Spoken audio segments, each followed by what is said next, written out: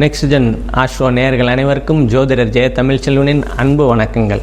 இப்போ நம்ம கும்பராசிக்கு உண்டான ஆவணி மாத பலன்களை, பொது பலன்கள், அதாவது பொது பலன்களை நம்ம இப்போ பார்ப்போம். நம்ம சொல்கிறது எல்லாமே பொது பலன்கள் தான். உங்களுக்கு துல்லியமான பலன்கள் வேணும்னா கீழே என்னோடய வாட்ஸ்அப் நம்பர் இருக்கும், அதுக்கு தொடர்பு கொண்டு உங்களோட துல்லியமான பலன்களை கேட்டு வாங்கிக்கோங்க.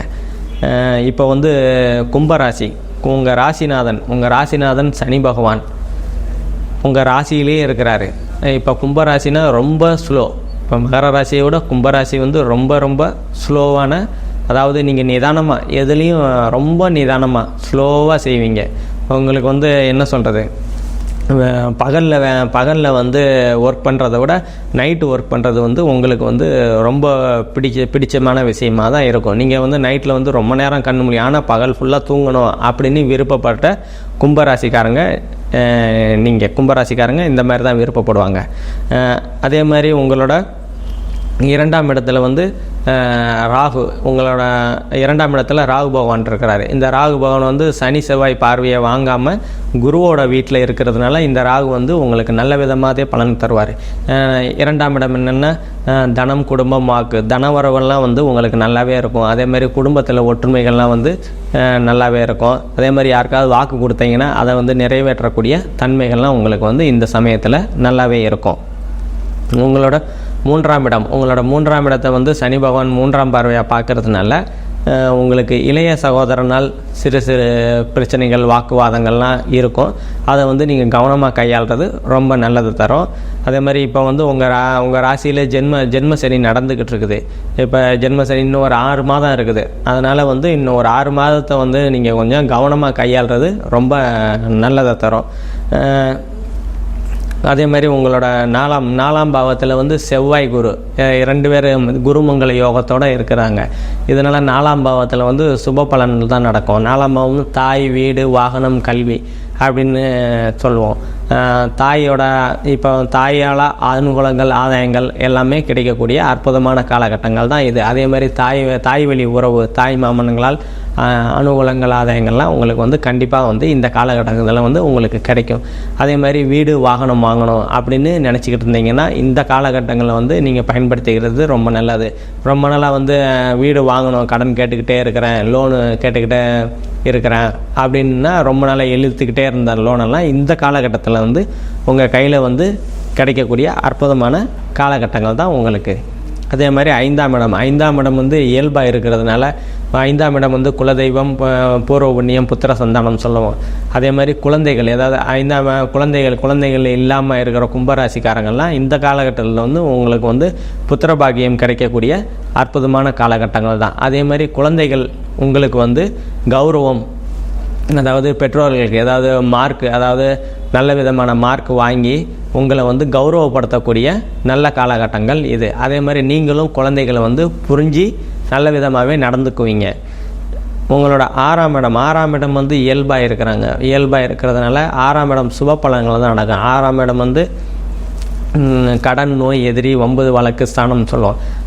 இயல்பாக இருக்கிறதுனால கடன் ஏற்கனவே கடன் இருக்குது அப்படின்றத அதெல்லாம் தீரும். ஏற்கனவே சிறு நோய்கள் இருக்குது அப்படின்னா அதெல்லாம் தீரக்கூடிய அற்புதமான காலகட்டங்கள் தான். இதில் இல்லை ஏதாவது வம்பு இருக்குது, வழக்கு, அதாவது கோர்ட்டு கேஸு அந்த மாதிரி ஏதாவது இருக்குது அப்படின்னா உங்களுக்கு இந்த காலகட்டங்கள் உங்களுக்கு சாதகமாக வரக்கூடிய நல்ல அற்புதமான காலகட்டங்கள் தான் உங்களுக்கு. அதே மாதிரி உங்களோட 7ஆம் பாவத்தை சனி பகவான் பார்க்குறாரு, செவ்வாயும் பார்க்குறாரு.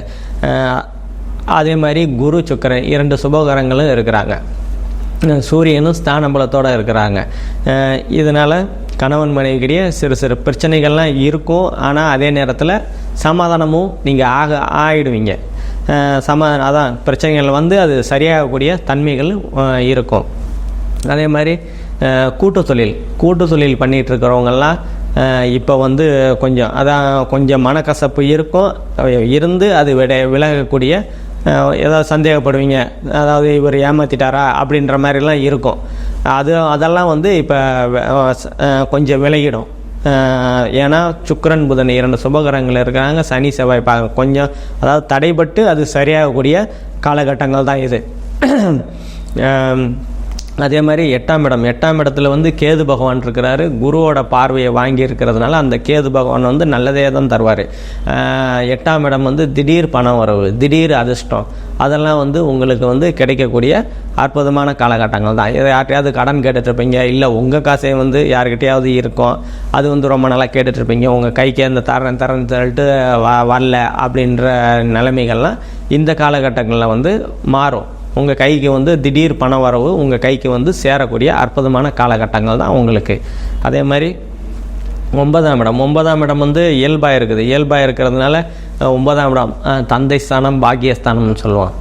தந்தையால் அனுகூலங்கள், ஆதாயங்கள்லாம் வந்து இருக்கக்கூடிய அற்புதமான காலகட்டங்கள் தான். இப்போ தந்தைக்கு ஏதாவது உடல்நிலை சரியில்லை அப்படின்னா இந்த காலகட்டங்களில் வந்து தீரக்கூடிய அற்புதமான காலகட்டங்கள் தான் உங்களுக்கு. அதே மாதிரி தந்தை சொத்து ஏதாவது வரணும் அப்படின்னு கோர்ட்டு கேஸில் இருக்குது அப்படின்னா அந்த கோர்ட்டு கேஸெல்லாம் உங்களுக்கு சாதகமாக வரக்கூடிய அற்புதமான காலகட்டங்கள் தான் உங்களுக்கு இது.